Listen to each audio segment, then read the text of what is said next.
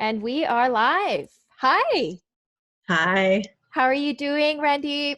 I'm good. How are you? I'm doing well. For everybody else that's tuning in, this is Dr. Randeep Gill. Randeep, do you mind if I call you Dr. Gill or Randeep Gill? How would you? Randeep is fine. Randeep is fine. Okay. Mhm. So Randeep is a client of mine. We did a healing hypnosis session on her. How long has it been? Gosh, it's probably It's been, been a couple months. It was August. I think yeah, like end of August of last this year. year. Okay, so quite some time ago. Um, First and foremost, how are you feeling? I'm feeling good. Yeah, yeah. Yeah. It's hmm been a while since we've done the session. hmm Do you recall how you were feeling prior to the session? I'm pretty crappy. Yeah, yeah, Yeah, not so yeah, good. yeah. Um, so how did you find me? How do we know each other? So we're family friends. Yeah, So I knew where to find you. you knew where to find me Yes. exactly.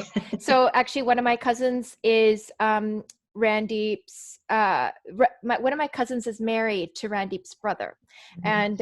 and so that's how we sort of connected. And I remember actually when we first met, it was well, we met during the wedding, and then after that, it was New Year's when we connected. And you were telling me a little bit about what you do. So just for everybody out there, what is your background? What do you do? So I have a background in psychology for many, many years. All of my coursework was in psychology. I recently graduated about 2 years ago with my doctorate in psychology. And now I've actually shifted from therapy into doing like more so spiritual coaching.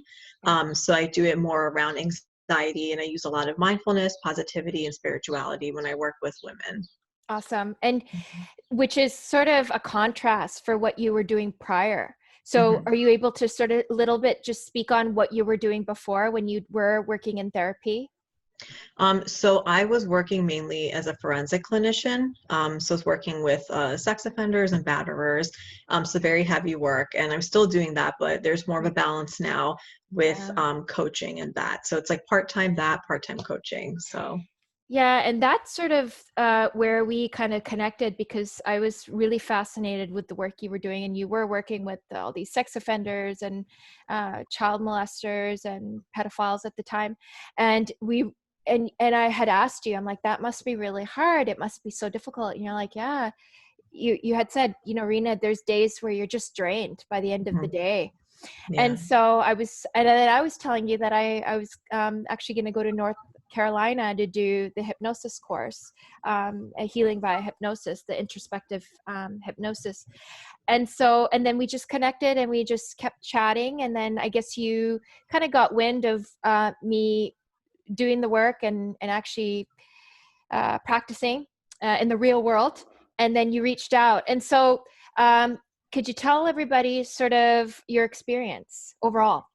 hmm So I would say at first I was quite nervous because I didn't know what to expect. It was my first session ever. But I remember that you very quickly made me feel very comfortable. And that was very, very, it made it very easy and I think more effective in the session and like what I was comfortable sharing with you and just going to that deeper place during the session and then like processing after. Yeah, and it's always a concern, especially when we know family and then there's privacy and confidentiality. But I did, assure you that everything that, happens in your session, it stays in the session unless Mhm. you're open to sharing. And so there were some private moments during the session which we're not going to discuss, but then there were some other moments in the session that were quite beautiful and profound. Did you want to speak on some of those? Sure. So I remember the first person I connected with was my dad, who's deceased. I didn't, know him during my life, so I had a lot of questions and a lot of confusion because I didn't get to, ask all these questions. But I remember just basically coming out of it, like feeling a lot better because I was able to just kind of like purge my emotions during that session. I remember getting really emotional and crying a lot, and I thought that was very healing for me. And I basically got to hear from him, how much he loves me and how proud he is of me. And I kind of was like, okay, I don't need to really ask all those questions anymore. It was almost like a feeling of just comfort, and Mhm. peace, being at peace, um, which is what I even was seeing from your face. You could just see, you know, streams of tears coming down your face, and but you feeling comfortable with it, almost at peace with it. Um, do you remember seeing him? Do you remember feeling him? What sort of energies came through? I think it was more of a feeling. I don't remember like seeing like a figure, but like more of like a feeling of a figure, and it was like I couldn't really see it, but I knew like it was a human figure, and I knew it was my dad. Yeah, it was almost like this knowing. You just knew. Hmm. Yeah, Yeah. that's beautiful, and I do remember that. You also had a pretty interesting past life regression that came through. Hmm. Do you want to Yeah. talk about that? Sure. So, um, the Egyptian god, I think it's pronounced Ray, but it's spelled R-A. Ra. Some Um, people say Ra, some people say yeah. Ray, but you had not known that at the time. No, it was, yeah, it was really crazy. I had connected to him through the past life regression, and I remember first kind of like just kind of floating from like space in the sky, and I saw like a red moon, and at first I was like, is that Jupiter? I was very confused, but I remember it was like red, like a moon like figure. And then I remember seeing like a beetle, and then I remember at some point being like trapped in like this marriage, and in this room. And then I remember like my death on like the battlefield, like I was like a warrior. So I remember all that pretty clearly. And so, but then later on, we did a little bit of investigation as to Hmm. what Ra, because you kept saying my name's R.A. Hmm. And so, you know, we weren't quite sure at the time, but then after we kind of put the pieces together. So with the Yeah. moon, with the beetle, and then just you feeling in the name, we Yeah. kind of came to the conclusion it was the god Ra. There was Yeah. also a reference to desert. Now, if you kind of go back, and I know it was quite some time ago, do you remember actually visually being there and seeing the memories kind of visually, like Mhm. images? Yeah, so I remember like when I was laying in the desert, like I saw like sand, and I knew I was in the desert. So that I do remember seeing that pretty clearly. Did it feel like Egypt? And I know I don't think, I'm not too sure if I did get to ask you at the time if you know, Mhm. where are you? What is this location called? What is this space called? But did you Mhm. get that vibe?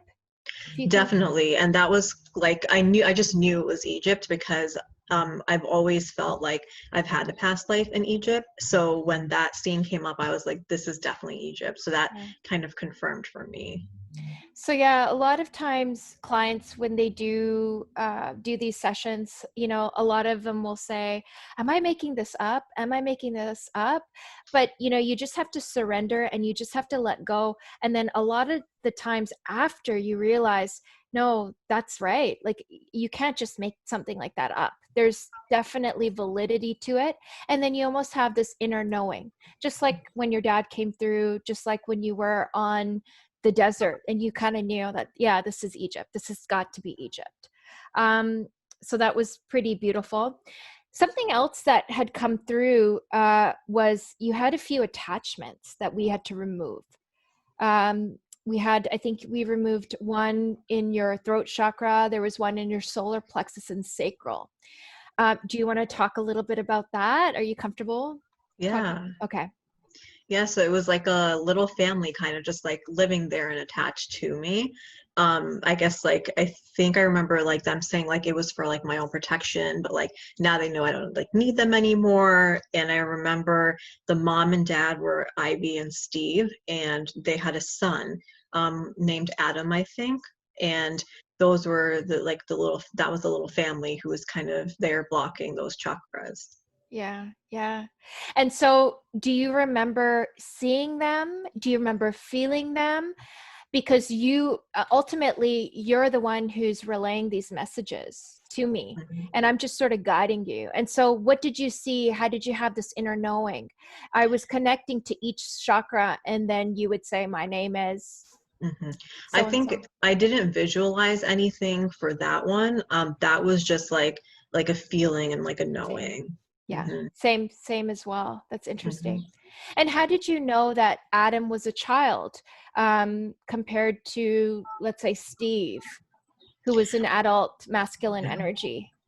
I'm not sure really how I knew, but it made sense because at the time, like in therapy, I was doing a lot of work around like my inner child, and a lot of like, issues with not being able to speak up in real life, and especially as a child. So I think for me, that kind of connected, and it made sense. Like that would be a child in my throat. Yeah, and so that was Adam in Dr. Randeep's throat chakra, and that was a big, I guess, um, theme in your life Mhm. growing up, was not being able to speak your mind, not being able to speak your truth. And once we removed Adam, or the entity or the attachment of Adam, how do you feel? Like, do you feel like you're much more vocal now? Has there been a difference? I've definitely noticed a difference in like being able to set boundaries and like speak my mind and not being like too afraid to speak up, Yeah. and hurt other people's feelings. It's more like, no, this is my voice and this is how I'm feeling, so I'm going to say that. That's right. That's right. Hmm. That's so beautiful. Yeah. And so, would you recommend this healing hypnosis to others? What would your advice be to anybody that's wanting to get a session, or kind of curious but not sure? Yeah. Well, I definitely would recommend it, and I have recommended to some of my therapy clients to do the hypnosis, especially for like their depression and anxiety, and like when Yeah. things haven't really worked out the traditional way in therapy. I would definitely say try it, or even try it if like you're curious or there are issues going on. Definitely try it and be open to it, and at least have like a consultation with you or someone that they're comfortable with. Um, have a consultation, ask questions, and see if you're comfortable moving forward. Yeah. Yeah. What was one of the most surprising things that came through, would you say, in your session? I honestly am still like, oh my gosh, about the Egyptian god, Yeah. Ra. Yeah. Yeah. Yeah, because like Yeah. I looked up everything at the end, like right after we were done, and just all the things that were associated with him, I saw them like visually, and I was just like, oh my God, this is like unreal. This is really crazy. Yeah, yeah, it was. Especially after. I think during it was like, oh, this is interesting. And Mhm. then when we connected all the pieces, then we realized, holy smokes, like this is Mhm. the Egyptian god Ra. Yeah, So that was really interesting. Um, Thank you so much, Dr. Randy, sure. for sharing. Um, do you want to, so what do you do now? Are there any projects that you're working on? Um, what are you up to these days? So just gathering a lot of information, doing a lot of reading, trying to bring that to people's attention through Instagram. So my account is at the Serenity Doctor. So I'm just trying to bring as much information as I can, especially now everyone's cooped up in quarantine. So Yeah. just trying to bring that, how to deal with anxiety during this time and otherwise in your life. So that and the coaching as well. Okay. Well, I'll definitely link Dr. Gill's contact information with this IG video, and on YouTube as well. But thank you so much, and we'll chat soon. All right, thank Take you. care. Bye, You too. guys. Bye.